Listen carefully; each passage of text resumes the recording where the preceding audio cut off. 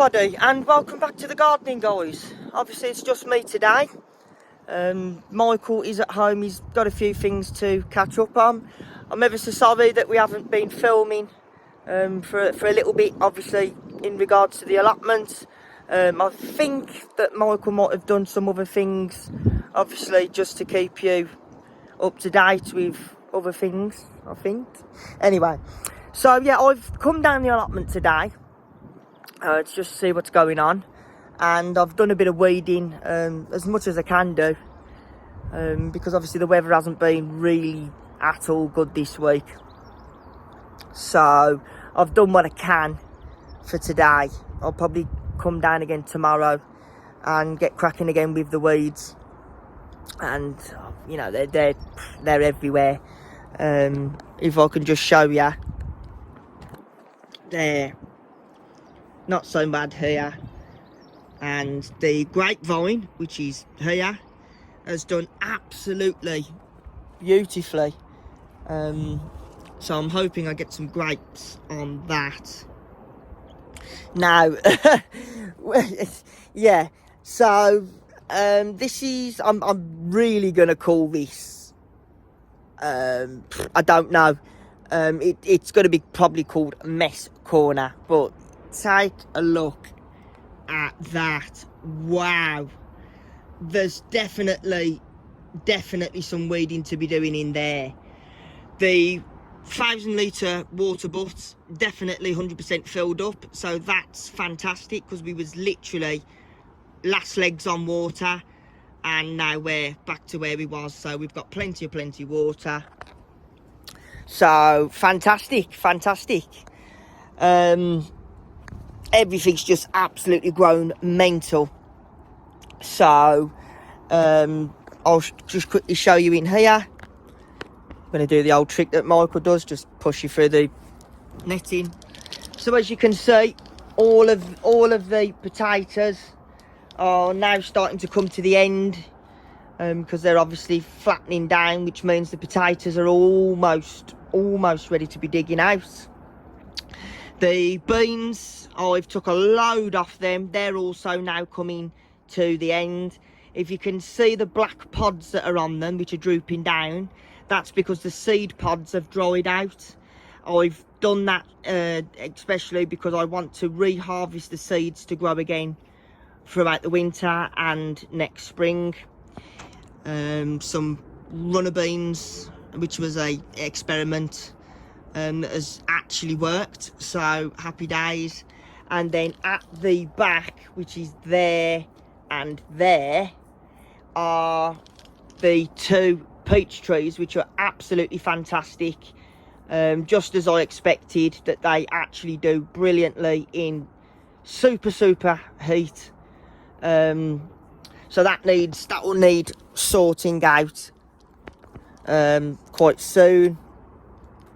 So that'll need a bit of TLC, bit of de-weeding, as I say. The herb garden is thriving more than ever. The herbs, I don't know if you could see last time, but they weren't exactly growing as much, and now they're actually growing out of control. So they'll need a bit of weeding. The lavender, if you can remember, didn't have any flowers on it at all, and now it does. And if you can see, the bees are doing their part for our beloved community.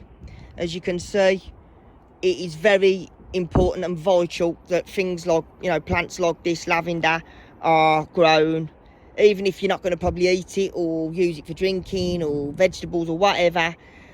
Just have one or two on, just to keep your wildlife at bay. And it's so precious, because the bees are actually now dying out. So it is a very big thing. You know, please, I urge everybody to try and do their bit as well for the wildlife. Absolutely fantastic. Mother Nature there doing its bit. Fantastic. Right, moving on. The sage 50/50.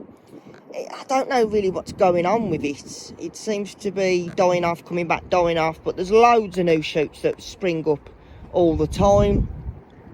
I do have to apologise as well. I know any experienced gardener would say, you've got quite a lot of horsetail. Yes, unfortunately, I have. There's no real way to get rid of it, so I just tend to hoe it off, or I just pull it out.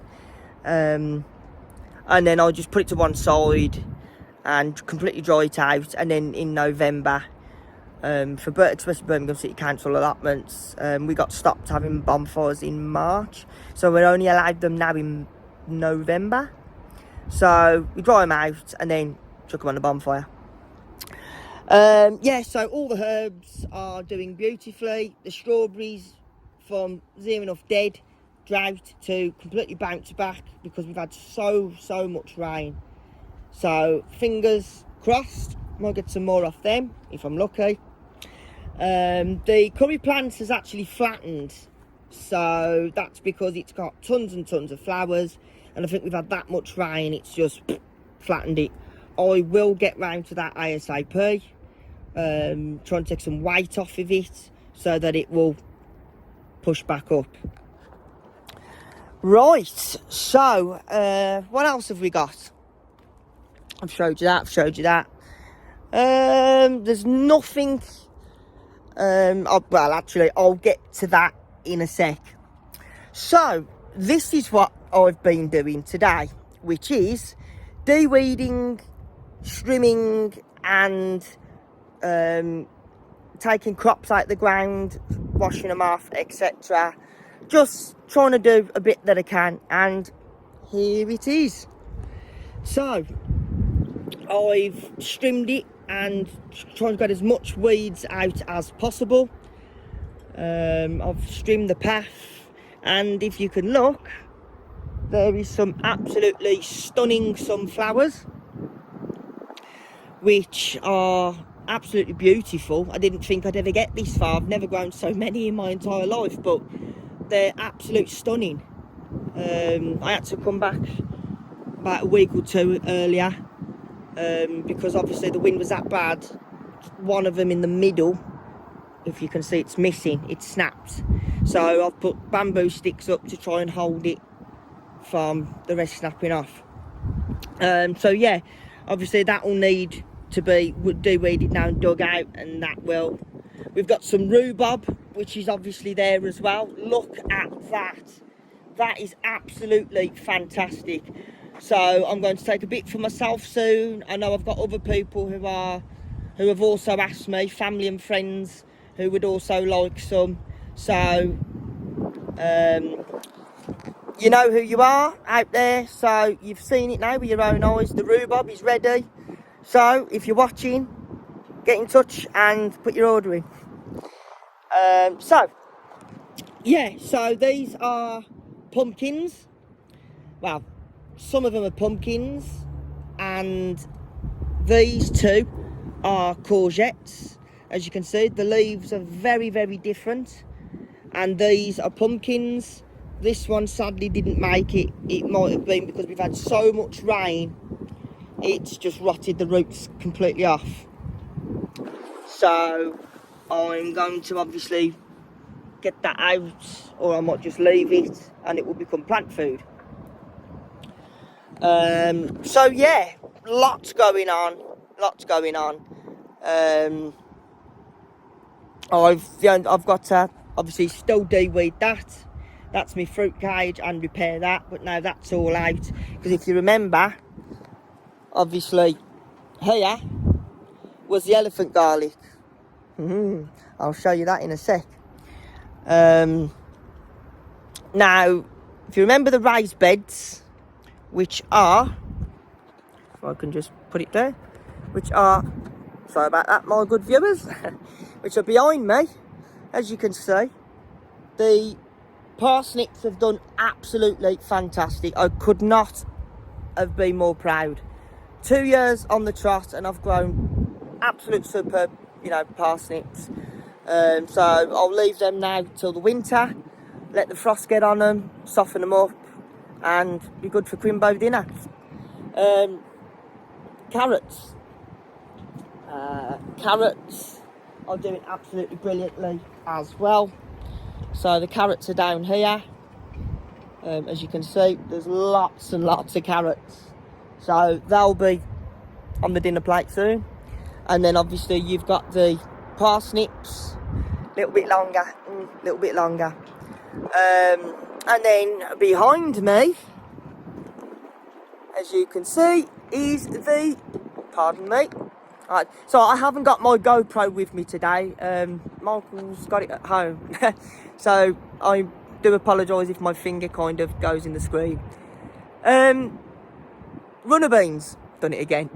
Runner beans, nice and easy. So I just put the beans in the ground and obviously watered them.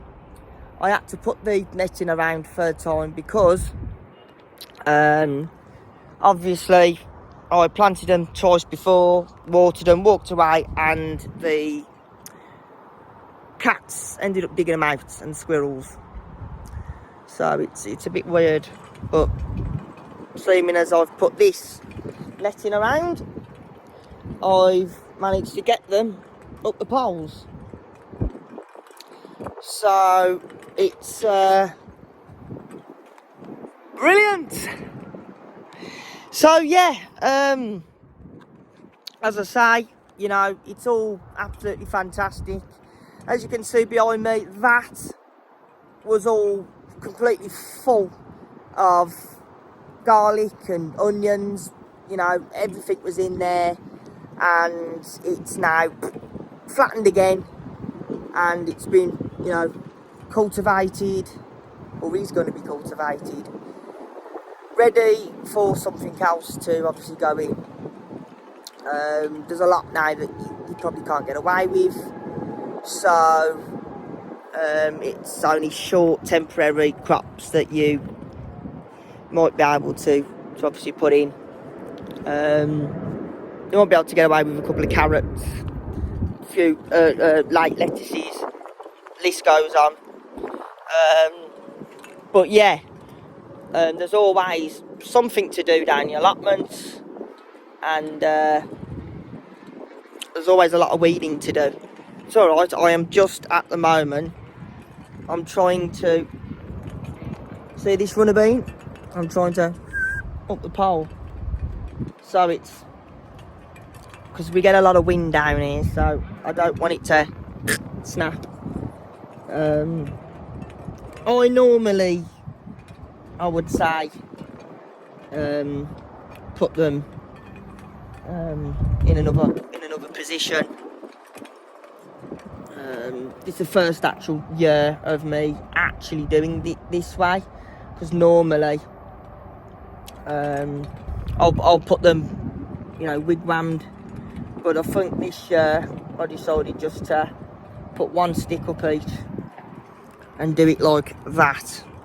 Sorry, I do terribly am sorry, just give me a moment. You're probably like, oh, what's he doing? But yeah, there you go. So it's just all about growing, learning how to grow things, you know, when to grow things, how to grow things. But you really do learn as you go along. You really do learn.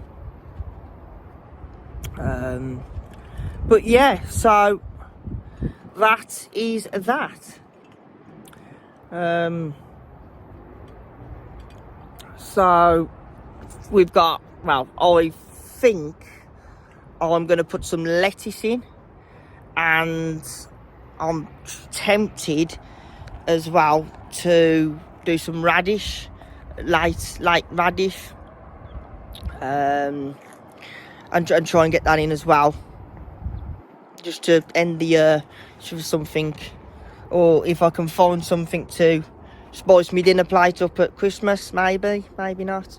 Anyway, so the finale you've all been waiting for, which we've waited quite so many months to obviously, you know, reap the privileges of, and it's in the polytunnel. I've put them in here because obviously they need to dry out. Now is what I personally call the drying out period, which gives them about a week or two. I normally do 3 weeks before they get washed, blanched, and then cooked and eaten. And it is garlic and onion. So, elephant garlic, which is literally right here. If you have a look at that, look at the size of them. This is the produce that I've been waiting for all year round. I actually couldn't get more better than that. Elephant garlic is a lot more bigger than a normal garlic. It's actually more sweeter. So normal garlic, it can be quite hot, whereas elephant garlic, it's a lot bigger and the taste is a lot sweeter. You could probably still use it for the same sort of dishes or foods that you normally use with normal garlic, but if you could say, look, you're doing a curry, you'd use normal garlic. If you like hot curries. If you like a mild, chuck an elephant garlic in. So yeah, so obviously this is an elephant garlic, and if you look at the size of my hand, and then you look at that, look at that, look at that, look at the size of it, and that's why they call it elephant. Look at the size of it. It is massive. It is absolutely massive. Look at that. That is literally... Look at that. Look at that. Look at that. All the way to the tippy top. Absolute beautiful. Beautiful plant. Absolute beautiful. Couldn't have done better if I tried. Couldn't have done better. They're really, really good. So I am well pleased about that. Absolutely, couldn't agree. Couldn't have done better. So I'm actually pleased about that. Right, onions. Remember the onions that we had over there? Well, unfortunately, some of them didn't really do much good. I think the weather had a part to play in that, and I think the ground really did get wet, so wet that it would have just stuck to your shoes. We had a lot of water, so I think some of them ended up rotting, so we couldn't eat them. But the ones that I did manage to capture,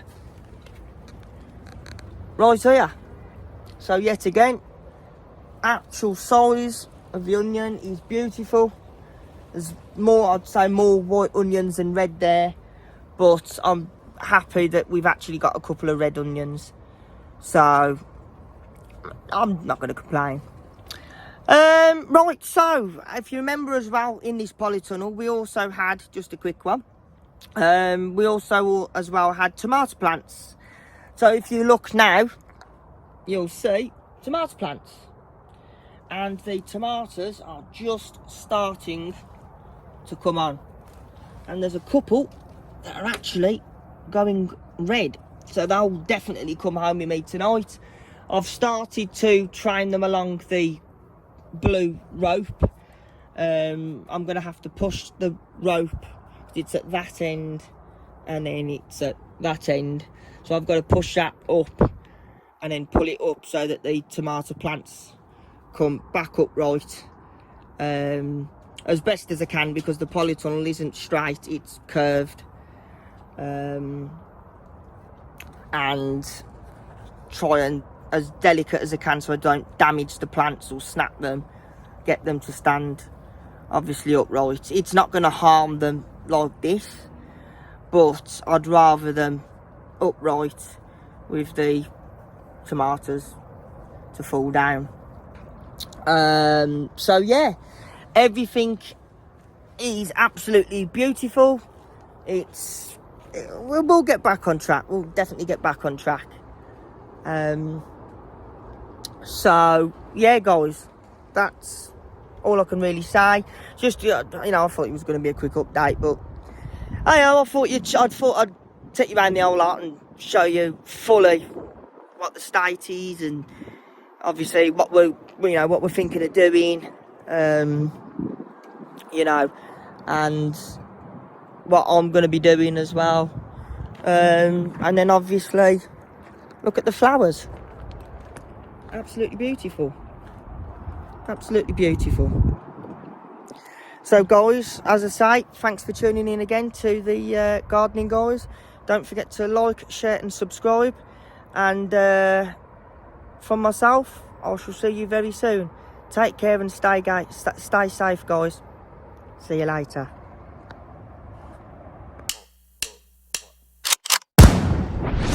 Call me a